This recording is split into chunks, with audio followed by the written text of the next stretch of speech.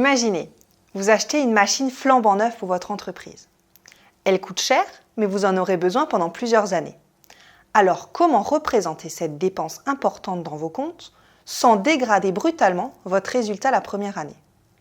La réponse, c'est l'amortissement. L'amortissement est une opération comptable réglementée.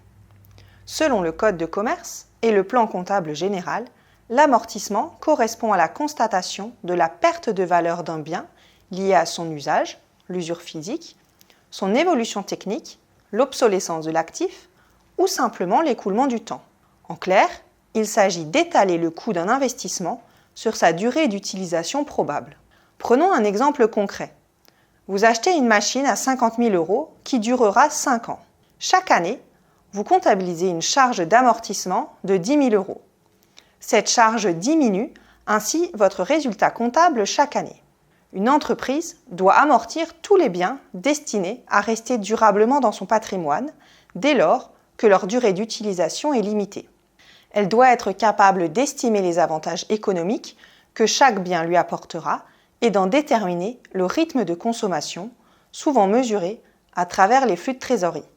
En pratique, les biens concernés par l'amortissement sont principalement les immobilisations corporelles, les constructions, les machines, l'outillage, le matériel informatique ou encore le mobilier, et certaines immobilisations incorporelles comme les brevets, les licences, les logiciels ou encore les fonds de commerce sous certaines conditions.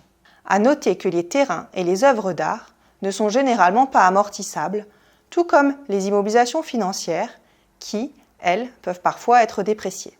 Une tolérance fiscale permet aux entreprises de ne pas immobiliser et donc de ne pas amortir certains biens qui pourtant devraient l'être.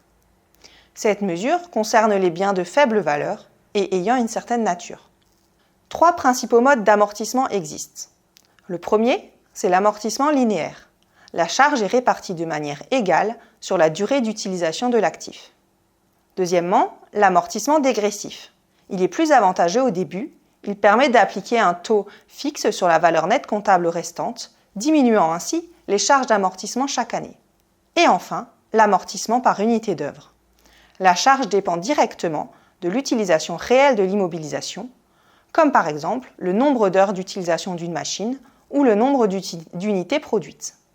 En comptabilité, l'amortissement d'une immobilisation débute à compter de la date de mise en service.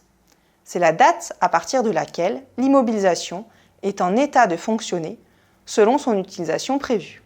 L'amortissement joue donc un rôle doublement stratégique.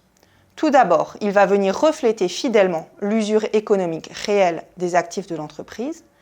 Et deuxièmement, il va venir aider à anticiper leur renouvellement futur, participant ainsi à une gestion optimisée des investissements.